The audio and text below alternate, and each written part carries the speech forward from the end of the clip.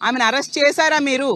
అలాగే అంబటి రాంబాబు గారి కుటుంబ సభ్యులు మహిళలు ఉన్నారు ఇంట్లో, వాళ్ళ మీద అక్కడ గల్లా మాధవి అనే అక్కడ ఎమ్మెల్యే ఆమె భర్త వెళ్ళి ఎంత దారుణంగా పెట్రోల్ బాంబులు వేయడమే కాకుండా ఇంటిని కారుల్ని ధ్వంసం చేసేశారు.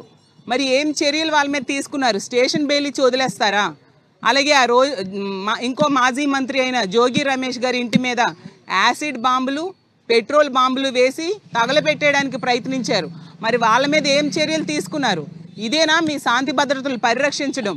అలాగే ఎన్నో తప్పుడు మాటలు మీ పార్టీ వాళ్ళు మా జగన్మోహన్ రెడ్డి గారి మీద, అతని కుటుంబ సభ్యుల మీద, అలాగే మా వైఎస్ఆర్ కాంగ్రెస్ పార్టీ నాయకుల మీద మాట్లాడిన సంగతి మీరు మర్చిపోవచ్చేమో కానీ ఈ రాష్ట్ర ప్రజలు ఎవరూ మర్చిపోలేదు. ఏ ఒక్కరైనా అన్ని తప్పుడు మాటలు మాట్లాడారు. మీరు కూడా జగనన్న గురించి ఎంత దారుణమైన వ్యాఖ్యలు ఎన్నో సందర్భాల్లో చేశారు. ఎప్పుడైనా మీరు ఎవరైనా మీ వ్యాఖ్యలు వెనక్కి తీసుకున్నామని హోందాగా ఒక్క మాటైనా చెప్పారా?